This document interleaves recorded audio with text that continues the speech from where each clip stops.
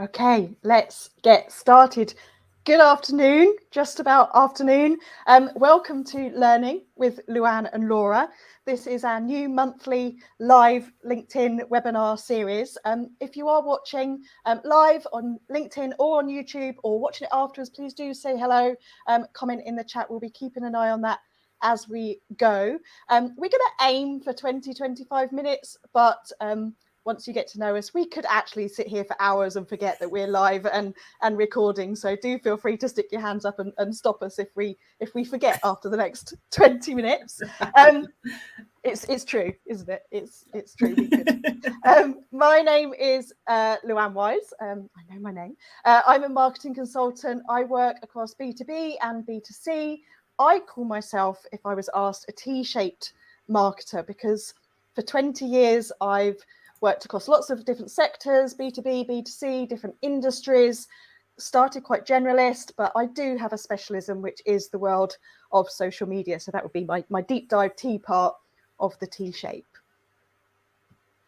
And I'm Laura Chamberlain. I am a professor in marketing at Warwick Business School at the University of Warwick. I don't have a letter to describe my career. It's probably a big squiggle rather than a specific letter. I do a lot of research in areas such as customer experience, consumer neuroscience, branding, marketing communications, and I am very passionate as a marketing educator. So I have done a lot of work around developing marketing education, both within Warwick and externally. And I'm really passionate about the employability piece as well. So the employability piece with my students, but also having really strong links with industry and marketing practice. So a little bit about me. And I was trying to remember this morning, Luann, how long have we known each other? I think probably 6 or 7 years. One of your students invited me along to talk at their Marketing Society evening event about LinkedIn. So it was kind of, organised through one of your students. She may appear. I haven't seen her name in the chat yet. But yeah, it was quite a while ago. Yes, I'm hoping she is here because she knows who she is. Yes, quite a while ago. And we've become colleagues. We're working on a research project together, and we've worked on a number of different things over the years. But we genuinely love talking all things marketing. So we kind of thought that we would share our conversation and invite other people into our conversations around all things marketing. And in these monthly live sessions, we would love to hear from marketers at every level, and also current marketing students who have yet to enter industry. And the idea here is that we're going to bridge academia and practice. We're going to talk about hot topics, interesting issues, articles that we found, share our opinions on these. We want it to be informal, so it's a very friendly space, and we can't help it but be informal between ourselves, I think, but also informative. So that's kind of the intention with what we're doing here. And as this is our first session, it's great to see some familiar names in the chat. So thank you for joining us and saying that you're going to join us. So as this is our first session, we are going to do this monthly. We've committed. We've put the dates in our diary. We'll share them with you as we go. We're nicely organised behind the scenes. But we thought it'd be really useful to just start off and explain our own marketing careers and kind of where we're both at right now in terms of collaborating on research, but also what we do day to day. So my marketing career started off in, our student is here, hello, that introduced us. My marketing career started off in advertising agencies. So take a step back. I did study at university. I did business studies. When it came to my third year placement, I was asked to choose a function from my studies to kind of focus on and go and get my placement. And I'll be honest, it was a bit of a process of elimination of accountancy, no. HR, probably no. I really liked the marketing modules and I enjoyed those. So let me go and find a placement for a year and start off my career there. So I did do marketing assistant as my placement year role, went back and did my final year role, then started in an advertising agency where I was for 7 or 8 years. Went client side after that, so did make the move to the other side where I was the only marketer in the business, in the postal direct mail industry. So up until that point, very traditional, marketing, media, ad spend, campaign planning, the work that I was doing. And then a few years into being a marketing manager, someone told me about social media, said I should have a look at this as a new channel. I don't know if I shared with you. It was at an industry dinner, and I did debate that evening, go, no, it's not going to take off. There's nothing in it. I know what I'm doing. It will all be, this LinkedIn thing that you're talking about, it's not going to take off. I have had the conversation since with a gentle, I told you so. But that has been my world for 10 years now, of leaving corporate world, becoming a consultant. My employer was my first client, so I had a nice kind of transition. And now I get to work with clients day to day, supporting them, doing ad hoc training as well. I think it was another situation, a bit like, your invitation to speak to students, that I started speaking at events and then actually going on to being invited to speak for LinkedIn as one of their online learning course instructors, speaking and training on behalf of Facebook and Instagram as well. So I have a really nice mix of kind of being really hands-on with clients, advising, doing, and teaching and training, and all the learning that kind of sits behind the scenes if you're going to actually teach as well. Isn't it funny though, when you reflect on your career, like those pivotal moments and those things when you look back and think, oh, if I'd told past me what I was doing now, I would never have believed it. Yeah. How did that happen? Yeah. But you didn't study marketing, because I checked your LinkedIn profile out again this morning. No, I didn't. I mean, there's a whole story behind that, which I would probably save for a later day. But I did American studies as my first degree. And I do realise what that sounds like, but I do have a number of degrees. Yes. I like studying. I like learning. So yeah, American studies was my first degree, and I absolutely loved it. And I got to spend a year living in Southern California, studying out there as part of that degree program, which was pretty much part of the reason I chose that degree program. I'm not going to lie. So showing my age, if anybody's ever watched the OC, that's where I was in Orange County, a place called UC Irvine, great university. But I graduated and was trying to figure out what I wanted to do. And then I ended up going and doing a master's in marketing, because I thought it sounded quite interesting and a bit more applied than American studies. And as they say, the rest is history. I worked in marketing, and then I did a PhD in marketing, and have come up through the ranks of academia. I guess I would say I'm a bit of an unusual academic in some regards, in that I've always had really strong links with industry. I've always worked with marketing practitioners in a research capacity, but also in a consultancy capacity as well. And as I said before, I really love teaching in the education side of things, and I'm really passionate about that, not just in terms of teaching students, which I do. I teach at all levels, so undergraduate through to MSc and MBA. And I can see some of the students I've taught who are no longer students over the years are saying hi in the chat, which is really heartwarming and lovely to see you all. And so I'm also passionate about sort of the wider education piece outside of the university sphere. Universities are such exciting and important places, but I don't think that learning should just be confined to the university, which is part of the reason why we're doing this, and we're sharing our conversation today.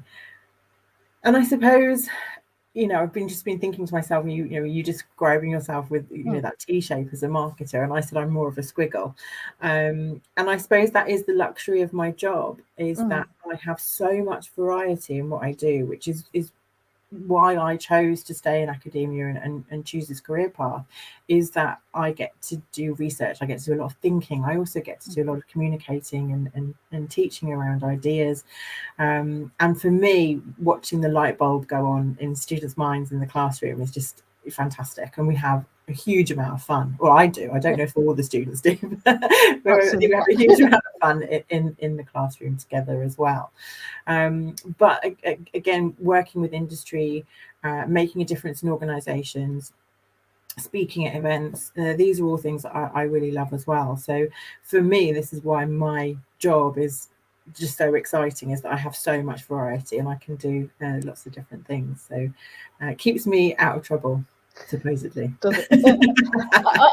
I think the great thing about the conversations that we have is just the fact that I think we're naturally questioners. So you'll always say, so what are you working on, or what are you up to? And I will share, because it's great to be able to have people to share what you're working on, because you can't always do that when I work by myself. I don't have colleagues to talk to, and then we'll end up going, we could research that, and let's dive in, and here's a paper on that, and it just keeps your mind alive. And I think for me, thinking back through the career, when I was a student, I did what I needed to do. I'll be honest. Me too. As an undergraduate, did what I needed to do on all levels. In job roles, both agency and client, I think when I reflect, you become so absorbed in your day job and what you're doing. You're very focused either on that industry or that area of marketing that you're working on. And what I've found over the last 10 years is that as a consultant working with lots of different industries, as I have the wonderful opportunity to do, is that actually people turn to you for the latest thinking and the insights and the knowledge and the experience. So I've had to learn more and keep learning more over the last 10 years. And then you actually realize that the more you learn, the more that you feel that you don't know, because there's still so much more. There's always so much more to do. So I think it's about challenging yourself, and that's why I kind of love the conversations that we have. But also as well, I think, when we talk about academic research particularly, sometimes, not all the time, but sometimes it can feel a little bit inaccessible. And I think there's a piece there around sort of talking about this research and understanding the context of it and making that accessible. And I don't just mean in terms of the fact that most of it's behind a paywall, so you have to either pay to see it or belong to an institution like a university or a membership organisation that subscribe to that publication. But also sometimes the language used isn't necessarily very accessible, and because I am in that world, I can read those papers and sort of draw information out sort of probably a little bit more quickly than perhaps other people may be able to. And that's not meant to sound arrogant. It's just, I'm really passionate about talking about research and why it's so important and why we need to think about these things and making it more accessible. And I think for many people, it's just time as well, like having the time to sit and think about these things. And hopefully by doing these sessions, we're sort of maybe lighting a few fires in people's minds, or just giving them some space to think about some issues that perhaps they wouldn't ordinarily have. I became a mum during the pandemic, just to add a layer into the pandemic. And, my time now for things like extra reading and stuff like that has become even more limited. So we all have pressures on our time. So I think that's why these conversations can be really important from my point of view.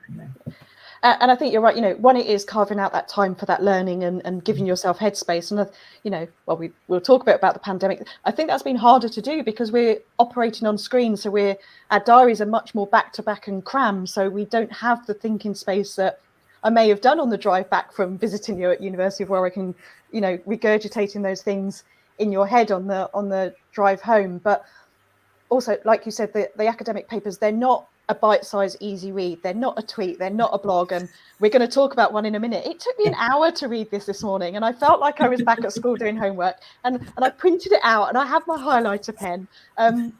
You get a gold star from me. But it just kind of, I had to get myself into that. I'm going to read something to learn in this space. So I have done my homework on this. If you ask me, I felt like I had to. But it was a great piece that we wanted to share today. Yeah. So should I'll just dive into it, I think. So I wanted to share with everybody a academic paper that I read that's been published really recently. It's in a journal called the European Journal of Marketing, which is a really lovely academic journal that I would say it's not a specialized journal. So when you have academic journals, some of them can be really specific on, say, branding or on social media, but this is more of a broad one, and it does have European in the title. That's just its provenance, but it's not just European research. In fact, the research I'm talking about today was actually conducted in the US, and the paper's called Mind the Attention Gap. How does digital advertising impact choice under low attention? And basically, the piece of research that's been done is looking at specifically digital advertising, but the idea of whether it can be effective when customers are not really paying attention to it. Now, think about the context here of what our lives look like as consumers. We have choice overload. There's so much technology. And we're constantly doing multiple things at once. So if I give you a scenario where you may be watching a TV show or Netflix, the likelihood is you've also got your phone in your hand and would be maybe scrolling through social media at the same time. You may be having a conversation with somebody else at the same time. There are usually multiple things going on in our lives. And the challenge for advertisers is to grab customers' attention. And there's a common belief that the more attention we pay to an advert or a stimulus, the more effective it's going to be in terms of advertising effectiveness. But actually, there's quite a lot to unpack here, and we can't make assumptions because of this kind of multitasking world that we live in as consumers. And when we, as consumers, look at ads, if we think about all the different kinds of ads we come into contact with every single day, maybe they be digital, print ads, TV ads, etc. The processing of those ads, so the cognitions and the emotions that happen in response to those ads, and then what happens in terms of processing those, actually really often occur with this low or partial attention. So we don't pay full or focal attention or focused attention to an ad. So that's kind of the context for this study. And what they actually did was they used Twitter as what they call an advertising environment. But they used it because in experimental terms, there's a lot of things that you can control for with tweets. So when they were designing the experiments that they ran, they knew that they were testing exactly what they needed to test, and there weren't other things sort of interfering with the measures that they were doing. And they looked at different types of attention. So attention really is on a spectrum from low to high, but they decided to categorize attention into focused attention, divided attention where you're doing multiple things at once, or incidental attention, so where you're paying attention to something else, but the other things in the background. So that's where it's incidental attention. And they looked at different types of ads, so emotional ads and rational ads. And they had different brand types as well. And what they did was they looked at types of attention, the types of ad appeal, and the types of brand, and how they interacted with one another, and what that meant in terms of the brands that were considered by consumers and then the brands that were chosen by consumers. So brand consideration and brand choice. And they ran two experiments. One had a really decent sample size of 276, and the other one had a massive sample size of 1,016. So they really got some really great numbers in terms of people that conducted were participants in these experiments to really prove the results that they found. And what both studies, they tested slightly different things in the studies, but what both studies proved is that when looking at the type of attention that had the most influence on the consideration set, so the brands that consumers considered, it wasn't the focused attention and it wasn't the divided attention, it was actually this incidental attention. So when people were processing ads using incidental attention, so stuff, the ad's kind of in the background, they're not really paying full attention to it or doing more than one thing at once, that was the type of attention that had the most impact on whether consumers considered brands or not.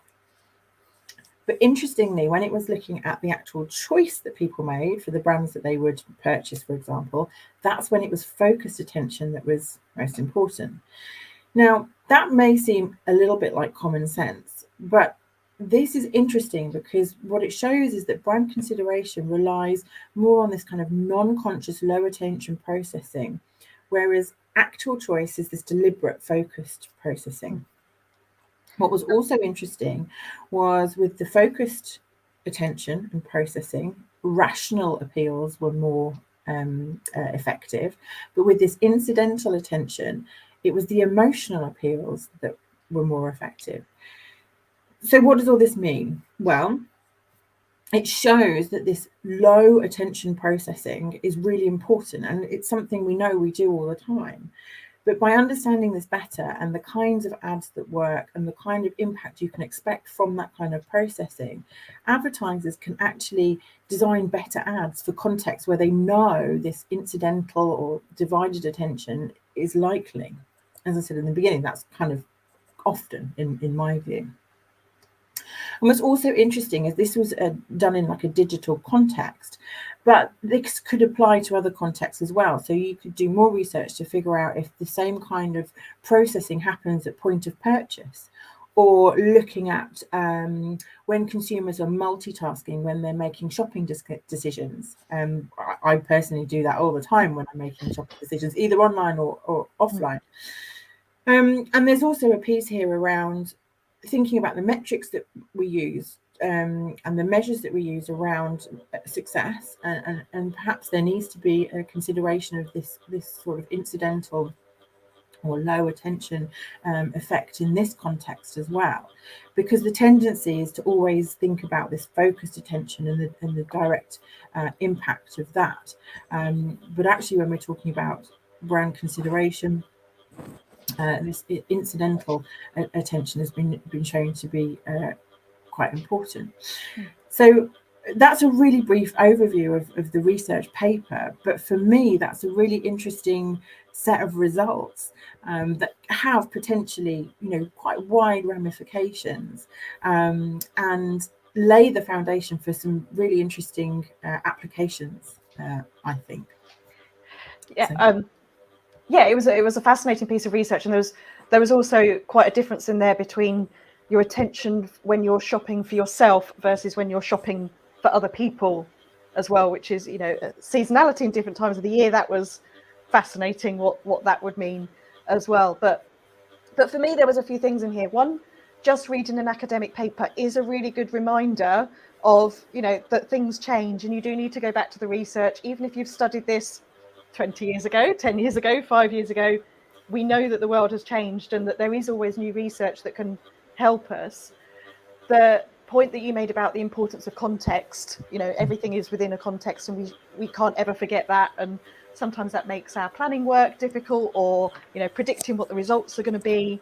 But for me, the real takeaway was the importance of testing, needing to keep testing, always, you know, always test. But you can't do that unless you've got a hypothesis, you've got an assumption that you want to test against. And that's probably the bit that you always remind me of, you know, what do you really want to find out?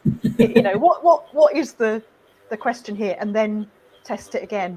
And just the important, you know, I would say it's my specialist area, but how wonderful social media, and in particular the openness of Twitter, is as a real-time experimental environment to do that kind of research and to do that kind of A/B testing or assumptions, and see what happens. Yeah, absolutely. I think as well, when we look at academic research, it's really interesting because there's no agenda there, right? So when you read research reports from organisations, they don't always have an agenda per se, but there is a reason why they're publishing that research. Whereas with academic research, it's completely neutral. There's no financial, incentive for them to be proving a point, or you know, not saying that that's what happens, but I think it is completely neutral, and people are really unpacking a lot of what's going on. So the research I've just been talking about, you know, really thinking about what's happening in terms of consumer psychology, really, to better understand the mechanisms that are going on, and why we see the effects that we do. But also, research is like building blocks. So, you know, a group of researchers will sort of almost build on each other, and it's really important to have those foundations of research really strong, so that then more research can occur and we can know more and advance marketing science in that way. So for me, that's why it's really exciting.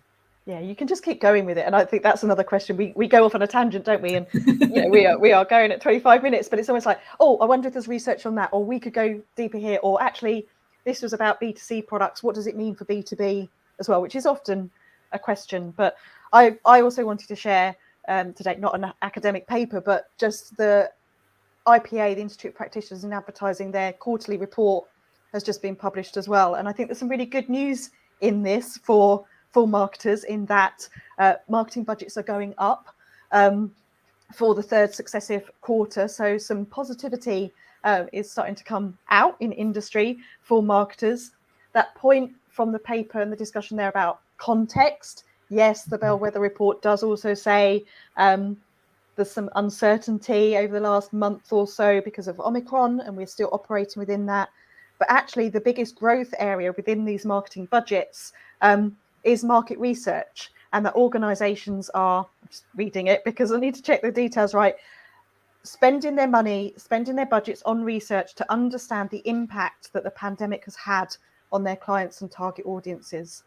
So I guess, that is a dream budget allocation for marketers, but also does play back into the academia world and the importance of research and consumer behaviour as well. Absolutely, but I think as well it's heartening that I think across the board people have obviously realised the enormity of the impact of the pandemic. I mean, we don't need to labour the point, and I know people are a little bit pandemic weary in terms of thinking about it. But actually, the real positive here is that people are not just, knee-jerk reaction, right, we're going to get on with it. They're taking a moment to pause, reflect, research, think about moving forward, what to do next. And I think it's been such a period of upheaval that's actually so important. And I think a lot of the learning that comes from the pandemic and moving forward is going to be really considered and really important as this foundation, kind of like I was talking about with the academic literature, moving forward about really thinking about what different organisations and industries are going to look like and what they're going to do. But also in terms of understanding consumers, because, put your consumer hat on, we've all changed. Yeah. And everything's changed for us too. And there's a great couple of questions in here, so let's wrap up with those. Okay. Is that, Victoria, a thought popped into my mind about incidental attention. Would TikTok be about creating incidental attention because you never know what video you would see next, and something in that video could spark your purchase decision? So I would answer that by saying not quite. TikTok's such an interesting platform, and obviously you saw a ginormous rise during the pandemic. In fact, I'm going to share a hilarious conversation that Luann and I had at the start of the pandemic. I think she's going to kill me for saying this. But we're working on a piece of research together. And I said, we were designing the data collection just before the pandemic really kicked off. February 2020, yeah. And I said to her, I want to include TikTok in the research. And what did you say, Luann? I don't want TikTok to come out in the findings. I didn't. But the research is based on SMEs, so it was business purpose. But yeah, February 2020, TikTok wasn't big enough. It wasn't. And I said, no, we need to include TikTok as a platform because we need to have consistency across, my academic head on, making sure the research is, as proper as it should be. So I insisted that we use TikTok, and then we actually conducted the data collection during the pandemic and TikTok. We saw a massive rise. So that was my, not I told you so moment, because I'd never say that to you, but it's definitely been something we've giggled about since, because we didn't see it coming. Not the pandemic, but the rise of TikTok as well. And actually, Lauren's got a great question on that. I haven't answered Victoria's question yet. Though, sorry. So I will actually say, sorry. Yes. In terms of attention, it's a difficult one. So imagine your focused attention is when you're actually kind of looking at something directly, and think about if you're looking at me on the computer screen now, or whatever screen you're using, what is here sort of you can't see my fingers because I blurred my background, but here is your peripheral attention stuff. So the shortcut way of thinking about it is the incidental attention is stuff that you're kind of processing in the background. So if you're on TikTok and doing something else, then you're not giving it your focused attention. I would say that the idea of what you're seeing next is actually to do with processing speed, and how quickly you're processing the information. So in order to process stuff, you have to give some kind of attention, whether that's incidental or focused attention to it. But the idea of it's a really nice idea that you're talking about here. You don't know what you're going to see next. Your processing speed and the way you're processing information with TikTok is quite different. So it's a really interesting, would be a really interesting area to research in terms of how that sparks decisions. So great question. Thanks, Victoria. Which actually Lauren's question leads on from is, with the rise of short form content on social, do you think we need to adapt our content for reduced attention spans? And is there any research on it? 100% yes, I would say so. And I think there is research on this, but there's research that's definitely coming on this as well, not from me, but from academic colleagues. And I think, just building on the answer I just gave around Victoria's question, I think that this is something that we have to consider as marketers moving forward if we work in any content generation space, is that people do pay less amount of attention. What the research does that I was looking at before is different types of attention, but this short attention span issue is really important. And just anecdotally, when do you really sit and pay full attention to a piece of marcoms? When you're doing a consultancy project or yeah. piece of research, or when you're at the cinema, you sit and watch the adverts, right? Because it's part of the experience. But in my mind, that's one of the few times that you would ever do that. Louise has just come with a question: is this reducing attention span the same for B2B? I would argue yes. So there's two reasons I would say that, and I don't know whether you'd agree, Luann, but my reasons are, as consumers, we have habits that we've developed about how we consume marcoms content, and so you're still that person whether you've got your consumer hat on or your business hat on. So you're still a person consuming the marcoms content in a business context. It might be slightly different because of the context, because of the motivation behind your processing and the attention span you pay to things. But if you've got a busy day, and you are doing something on LinkedIn, you want to make a post on behalf of your business, for example, and you see ads, the same processing will occur. The thing that's slightly different when we talk about communications with B2B is that you're more likely to pay more attention to things like direct mail, so email comms, for example, that are relevant to your job, and things like that. But yeah, I mean, the same principles absolutely apply because it's still human beings. At the end of the day, processing information. The motivation might be slightly different, but yeah, it's still something that I think should be considered. And it just, all of this stuff just makes you think, doesn't it, about, you read this stuff and you go, how's my attention span doing on this, and working through. So thank you everyone who has joined us live, and I know there's going to be more watching it later. Laura, we've run well over what we thought. I know, sorry. But we've still done well, I think, if we can wrap it up. We are going to be doing this monthly. Our next one is going to be on March the 9th. I will set the event up straight after this, and we'll both post it on our LinkedIn and our social profiles, and we will put the links in there. We would also really like to hear from you as to what you would like us to talk about. If there's areas that you think we want to find some research on, or ideas that you want us to debate, we'd love your input as well. So as you might expect, we've put together a survey questionnaire, which I will pop in the comments and we'll share on our post. It's a really short one there. Very short, yes, not very short, long at all. So I popped that in there. But yeah, our first one's done. We've done it. Yeah, thank you so much everybody for joining us. It's a little bit frustrating because I can't see who's watching live, and I'd love to know who's here. I can just see Mariana's popped up, who I've not seen for years and years and years. Hi Mariana. So thank you for joining us, and please answer the questionnaire, but also, find us on LinkedIn, keep the conversation going. And if you found this interesting and enjoyable, please share the word. We would love to see as many people who want to join us at these sessions as possible. Yeah, thank you.